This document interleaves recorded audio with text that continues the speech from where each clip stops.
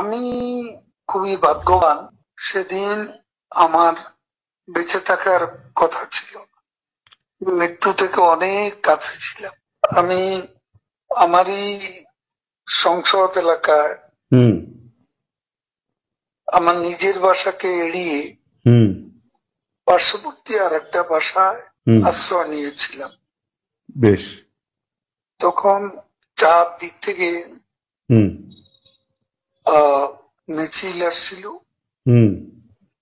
এবং এটা আসলে ছিল প্রধানমন্ত্রী গণভবন কেন্দ্রিক, এবং এটা আমরা অবাক হলাম যে সংসদ এলাকাতেও এটা ছড়িয়ে পড়ে এবং একটা লুটপাটের যে লুম্পেন স্টাইলের কতগুলো ঘটনা ঘটে এবং সেখানে বিভিন্ন ধরনের লোক আসে এবং এদের মধ্যে বেশিরভাগই মনে হয়েছে এটা কোন রাজনৈতিক অভ্যুত্থান, এটা লুটপাটের অভ্যুত্থান। না, একটা কথা জিজ্ঞাসা করি, সে তো আমরা তখন সেটা দেখলাম এবং মাননীয় প্রধানমন্ত্রীকেও যে বাসাতে ছিলাম তারা সে বাসাতেও হামলা করে। আচ্ছা।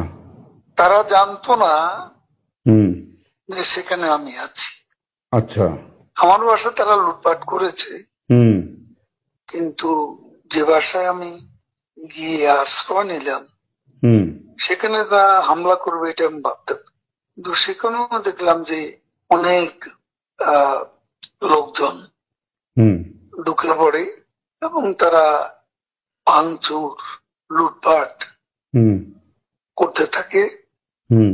আমি আমার স্ত্রী সহ আমরা বাথরুমে ঢুকিয়ে যাই, অনেকক্ষণ ছিলাম, প্রায় 5 ঘন্টা। তারপর একটা পর্যায়ে এরা তো ওই বাথরুমের ভিতর সেখানেও কমোড, বেসিন এগুলো তো লুটপাট করেছে সব জায়গায়। সেগুলোর লোভে প্রথমত তাদেরকে আমার ওয়াইফ সেই বাথরুমের মুখে দাঁড়িয়ে বারবার বলছিল যে আমি অসুস্থ, এ কথা বলে তাদের ফিরিয়ে দিচ্ছে। তো একটা পর্যায়ে তারা এই বাথরুমে যেগুলো আছে সেগুলো লুট করার জন্য জোরপূর্বক প্রবেশের হুমকি দেয়। তো সে সময় আমার ওয়াইফ জিজ্ঞেস করে যে কি করবো, খুলে দাও যা হবে। তারপরে 7-8 জন ছেলে ঢুকলো, তার খুবই আক্রমণাত্মক দৃষ্টিভঙ্গি মনোভঙ্গি নিয়ে।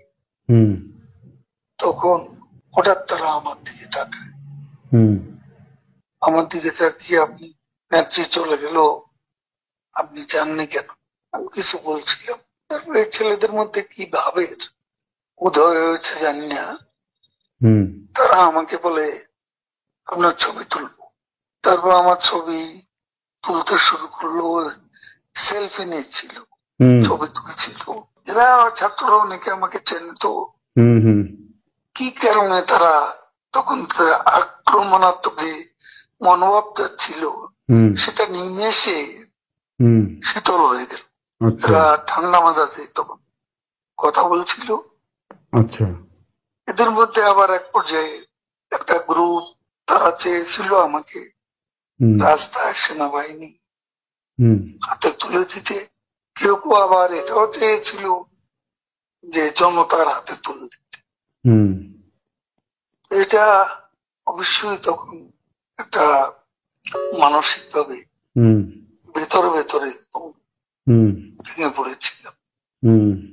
এরপর এরা এদের একটা শার্ট, এদের ওই ব্যাজ, লাল পতাকা শোভিত ব্যাজ লাগিয়ে আবার কালো একটা মুখে একটা মাস্ক দিয়ে আমাকে হাঁটতে হাঁটতে সংসদ এলাকা থেকে বড় রাস্তা, গণভবন অভিমুখী রাস্তা, ওখানে নিয়ে যায়। ওখানে নিয়ে হঠাৎ করে থেকে একটা ট্যাক্সি আসে, হুম এটা ইজি বাইক, হুম সেটা খালি ছিল, হুম ওখানে কোনো গাড়ি ঘোড়া কিছু ছিল না। হুম ওটা হঠাৎ করে কেন যেন এসে পড়ল, হুম হয়তো আমার ভাগ্য। এরা দুজনে আমাকে নিয়ে, আমার ওয়াইফকে নিয়ে ওটাতে উঠলো আর বলতে লাগলো, ওতে তো অসংখ্য মানুষ, হুম চেক আপ সব জায়গায়।